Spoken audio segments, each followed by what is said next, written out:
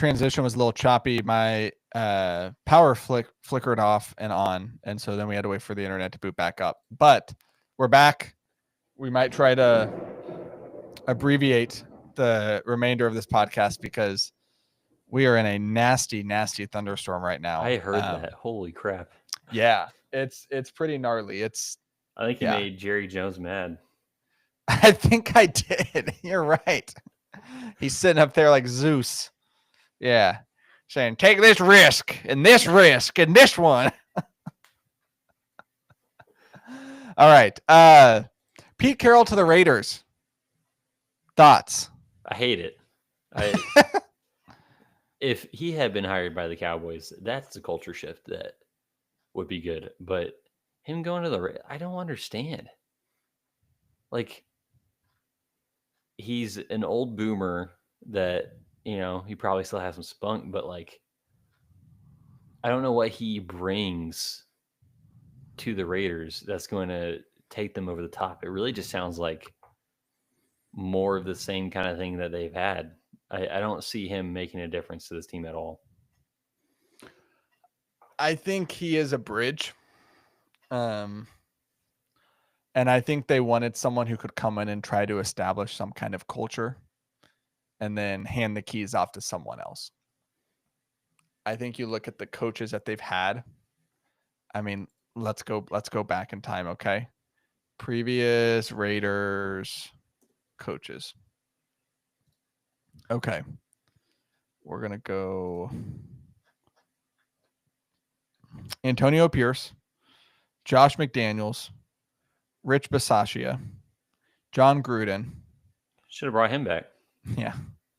Jack Del Rio, Tony Sperano, Dennis Allen, Hugh Jackson. And then you got to go all the way back to 2010 for Tom Cable, who was, let's see, what was Tom Cable's record? He was 17-27. Lane Kiffin, Art Shell, who was 2-14. And then Norv Turner, Bill Callahan. Keep going. But you see what you see my point. Yeah. They wanted a coach who could just come in and establish something. And they probably won't make the playoffs in that division. They're going to be better than they were this year and better than they were the year before, better than they were the year before, and better than they were the year before that. But they're going to rely on Pete Carroll to basically like establish some sort of normalcy with this team and then right off into the sunset. What's so frustrating if I was a Raiders fan is this team has been very bad, but not nearly bad enough. Like they cannot get into the top 5 picks in any of these years, despite having, I would say, like a bottom 3, bottom 2 roster. Since Gruden, really. Like they have not been good. They don't have any pieces at all. Nothing to work around. Other than Brock Bowers, that's it. Like maybe Max Crosby, but like he's getting old. So he's not going to be around when they're actually good. So for me, like Pete Carroll, maybe he can establish a culture, but I don't know if that can translate to the next coach. And he's not going to I don't think he's coming in to get fired like Gerard Mayo was. I don't know. I think I agree that he's probably going to improve the win-loss record, but maybe by like 1 or 2 games, and that's just going to hurt them in the long run. Yeah. Potentially. We'll see. We'll see what they do in the draft this year. We'll see. Liam Cohen to the Jaguars and all that drama. Yeah, that was crazy. He got the GM fired. I've never seen that before. I know. I wish Schottenheimer he was could also do that. a 1-year coordinator. He's been one and done for his last like 6 jobs. Yeah, that's crazy. I mean, he was great for the offense, and honestly, he improved on is it Canales that's with the Panthers now? Dave Canales? Yes. Is that right? Okay. He improved on the run game because last year the run game was not good at all, even under you know a guy that got a head coaching job. Liam Cohn came in there and improved the run game. Baker looked amazing, even though they lost Chris Godwin. Um, Obviously, he's stepping into a situation where they have pieces to work with. Trevor Lawrence is not a completely broken quarterback. Brian Thomas looked extremely good. I like Tank Bigsby. I think they should cut Travis Etienne. I Um, know you do.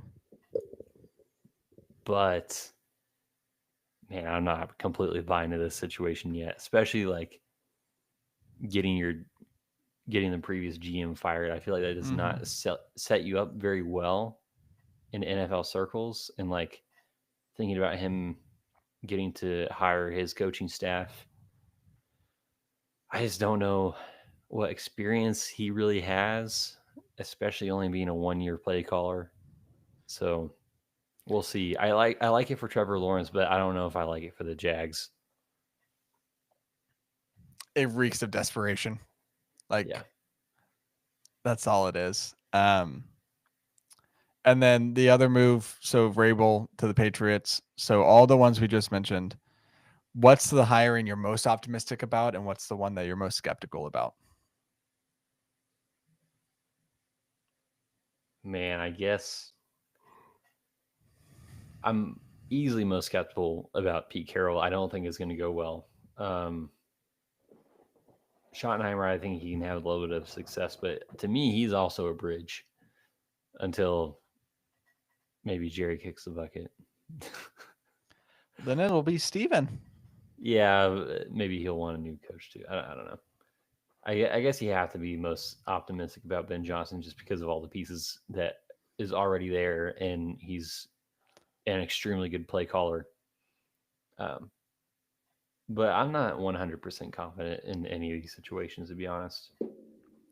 Yeah, I think Even Vrabel, like even Vrabel, I kind of wish they would have done something different. really. Yeah, I understand that Vrabel was a good coach with the Titans.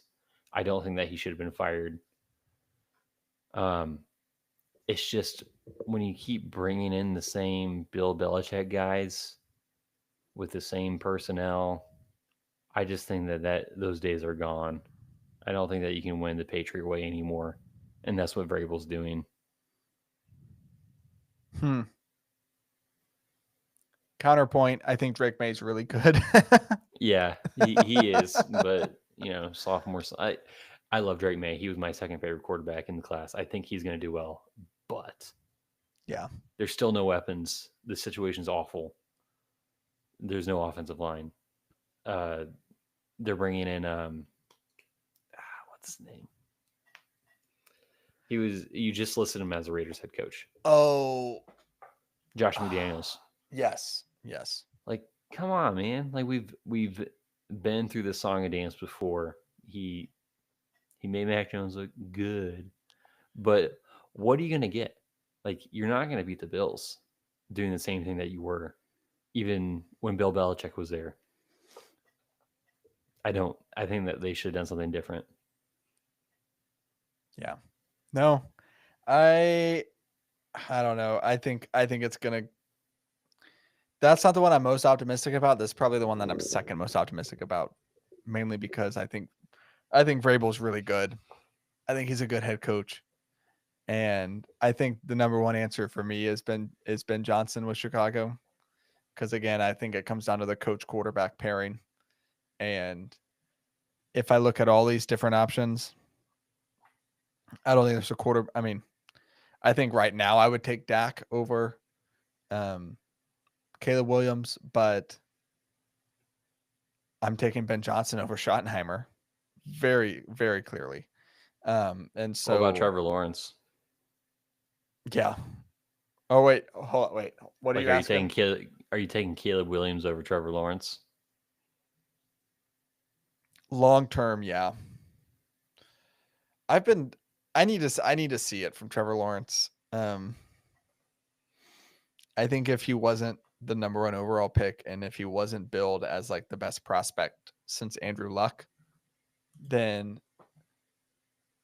the expectation or the perception of how good he is would be very different. Um, I think we fall victim to putting too much stock into where someone was drafted once they get into the league. But um, so yeah, I think the Ben Johnson thing is the thing I'm most optimistic for. Least optimistic, I think Liam Cohen to the Jaguars. Really? Yeah, it just seems like a desperation move, and I I don't know if he's the guy that you throw a Hail Mary for. Like I just if it was if the Jaguars met with Ben Johnson and Ben Johnson is like, I'm not coming to work here as long as you have Trent Baalke, and then you fire Trent Baalke to bring in Ben Johnson, that'd be one thing. But like Liam Cohen, as you mentioned, he's been a one and done guy like his whole career. I don't that's put you're putting you just handed over the every single key to your franchise to this guy. Um, that usually doesn't work out, but we'll see. Yeah, I think best case scenario is what happened with Canales. Like Bryce Young was awful. He made the right decision, benched him, and then developed Bryce Young through the season. And now the Panthers are looking like they could be a decent team coming out of that. Um, you just have to hope for the same thing with Liam Cohen. Not that Trevor Lawrence gets benched, but that he figures it out Mm-hmm. because there's obviously something missing. Um, Yeah. and I think that honestly, like Doug Peterson was not an innovator at on the offense at all. No, yeah, I think Doug Pearson is very overrated, and I think we saw that. All right, Dynasty buy lows. What's the first one you've got? Yeah, I'll run through these pretty quick unless you want to add something. Okay. Um, the easiest one to me to buy low, I'll give you one at each position. These are guys that are like not, oh yeah, buy Jamar Chase right now. These are guys that are lower down the poll, but could break out and showed signs of it last year. I would buy Tyjae Spears, running back for the Titans. Okay. He went through all last season hurt. He didn't play hardly any games, but when he did play, he was really like he looked really good. I think he put up like 30 points the week before playoffs started. Tony Pollard's still there. Tony Pollard looked a lot better than I thought that he was going to, but he's an aging running back on a bad team. I think that they're going to want to give the young guy a chance. So on Keep Trade Cut, I was looking at some of these trades. You get him for a 25 second round pick. I would do that in a heartbeat. I love that. DJ Moore and Tyjae for a 2025 first. I think DJ Moore is another good buy low. I would do that. And then one of the better ones that I saw, you get Taiji and Chigazim Okonkwo for Rashid Shaheed and a 2025 fourth round pick. Smash. I think Taiji's been forgotten about completely. And he has a chance to be a really good running back, especially if they draft like Cam Ward and he comes in and does like a Jaden Daniels, CJ Stroud kind of thing, which I don't think is likely, but he has a shot. Okay. Next one, Jacoby Myers. I just feel like he's being slept on. He was very good last year, especially when Devontae Adams left. He's going to be the wide receiver one. Like maybe the Raiders can bring in like Luther Burden or Ted McMillan.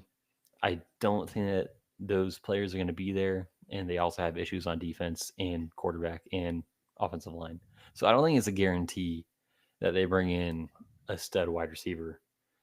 Brock Bowers is obviously going to be the guy there, but they're going to need a wide receiver one. And even if you get the same production from Jacoby Myers that you did last year, I think that's good. I think that's good for what he's going for. So like he's going for a 2025 second round pick, um, Jacoby Myers, and a 2025 second round pick for Brandon Ayuk. I would take the Jacoby Myers side. Um, I think that you can just throw a late second and get him Hmm. pretty easily, and he's going to slide right into that flex spot so well. Um, I like that one a lot. yeah, and he's not too old either. Let me. No, he's probably what, 27? He's 28.2 years old. Wait, 28? Yeah, 28. Okay. So like right in his prime, he's always been a good receiver. He's going to be the wide receiver one next year. Like I don't see why people are hating on Jacoby Myers like they are. Um, Next guy, JJ McCarthy. Sam Darnold's not coming back, especially after this playoff run. I would not worry about that. And even if he did, I don't think that he's going to continue what he did beforehand. JJ would easily be my favorite quarterback in this upcoming class. So I personally would trade the 102, 103 for JJ. That is not what he's going for. On keep You would trade trade cut. the 102 and the 103? No. Or sorry, Oh, or or yeah, I was like, "Oh, I would trade a very high wow." first round pick for Okay. JJ McCarthy just because he's stepping into an amazing situation. He showed a lot of stuff on tape at Michigan that was just really good. He has an extremely good arm, and obviously he can run the ball. And I mean, come on, Kevin O'Connell made Joshua Dobbs, Sam Darnold, and um, Nick Mullins look good. Like, how can JJ be that bad, right? So he's going for Chuba Hubbard and Matthew Stafford. Easily take JJ. Yeah. Um, you get JJ in a fourth. You trade away Tua. I would take JJ pretty easily. Yeah, that I'm surprised by that one. Uh, JJ in a 2027 second round pick. You trade away Bo Nix. I would take JJ over Bo Nix, which that might be kind of controversial. Um, but I really think that you could get him for like the 106, 107, especially if people aren't doing their research on this draft class. I don't think that you would have to pay 102, 103 for him. Um, I mean, I think, yeah, in a one quarterback league, he's going for a second or a third round pick. So this is just how he's being seen right. He's being slept on a lot, and I don't see any realm where he's that bad. Yeah. Especially since he runs the ball, and we just saw how Bo Nix, who didn't really like, he wasn't like a prolific runner in college, but he came into the NFL and put up a lot of fantasy points He did, yeah. because he could just scramble. So, JJ McCarthy, Jacoby Myers, Tajay Spears. And then last one at tight end, this one's my favorite buy because this is the cheapest guy. You could get him for probably like a mid third round pick. Jatavion Sanders. Oh, for Carolina, right? Yep, he was a third round pick last year. Really athletic guy. He was my second favorite tight end coming out. He fell a little bit just because he doesn't really do like a lot of the blocking, but I mean, he's willing. When I was watching Bryce Young play, he targeted the tight end a lot. Like early on, they had someone else there. It wasn't Tommy Tremble, but it was someone else. Um, and then Jatavion stepped onto the field and played a lot more snaps and actually did really well with Bryce Young. And then he got hurt, and then Tommy Tremble kind of took over Mm-hmm. and was getting touchdowns and stuff. But like on film, Jatavion Sanders looks really freaking good. I And really like him. Yeah, this is great. I completely like, agree. and honestly, like my biggest point of trying to get him is at tight end. There's only Trey McBride and Brock Bowers, and I would put Laporta in there too. Like it's only those three guys. The rest of them is a complete crapshoot. You want the guy that has a chance to be the first or second option in this passing game, especially for like a pocket passer like Bryce Young. Jatavion Sanders could be the number one guy for this offense. Like this receiving class isn't all that good. They might draft somebody, but who knows if they'll step in over Xavier Leggett or Adam Thielen. Like Jatavion Sanders has a chance to be the number one target. Like that will crush fantasy. Yeah. Yeah, you're right. So he's going for guys like Alec Pierce. Um, let's see if I can get some other ones. Uh, Jatavion Sanders and Noah Fant for Jonnu Smith. I think that's pretty even. Like Jonnu had a really good year. Um, you get Ray Davis and Jatavion for 2025 second round pick. Pat Fryermuth, Jatavion, Luke Musgrave, and a third for Kyle Pitts. I would take the Jatavion. I might take Jatavion over Kyle Pitts straight up. I mean, might as well. Yeah. Who's got more upside? Yeah. I think a late second would absolutely get it done in most leagues. So I would do that. Yeah. Okay. I like those a lot. You listed a lot of guys that I'm already, I think, higher on than most. So you're talking my language. I love it. Yeah, I think this is against consensus too. So I think that there's a shot at any league that's listening to get these guys. Okay. That's one thing I do always respect about your like fantasy coverage is that you're not just regurgitating the same 5 or 6 guys that it feels like every fantasy analyst is talking about. Like no one's talking about Jatavion Sanders this offseason, you know? And a lot of dynasty is like throwing these darts and just seeing which one you're going to strike gold with, you know? Yeah, I mean, it's like I love hoarding these late round picks because I get guys like Bucky Irving, Puka Nakua, Tank Dell. Mm-hmm. I get them in all my leagues because, you know, I love this season for fantasy. It's become probably my favorite. I think I might like it better than the regular season. Yeah, it's fun. Yeah. All right. That's going to do it for this week's episode of Making the Call. The dad joke this week, Austin actually sent to me. So this is courtesy of Austin. The first ever dad on Making the Call. Went swimming today. Peed in the deep end. Lifeguard saw it. Blew his whistle so loud I almost fell in. I thought that was pretty good. That's great. Yeah. I love that. Is that an original? No. It was a screenshot from like Facebook or something. So, all right.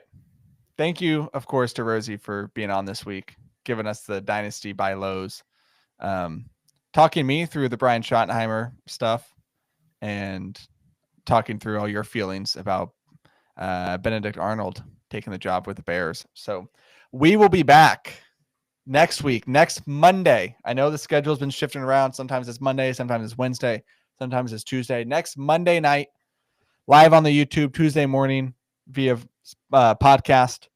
We'll have a full Super Bowl preview, all of our favorite props. We're going to go deep into the props and figure out some really fun ones. Rosie will be given his annual pick on what color Gatorade will be tossed on the winning coach. Did I get it last year?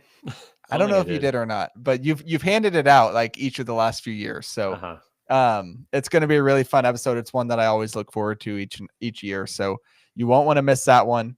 I hope everyone has a fantastic rest of your week, and we will see you next time.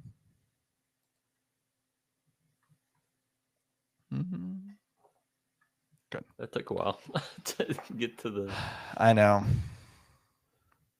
The internet going out.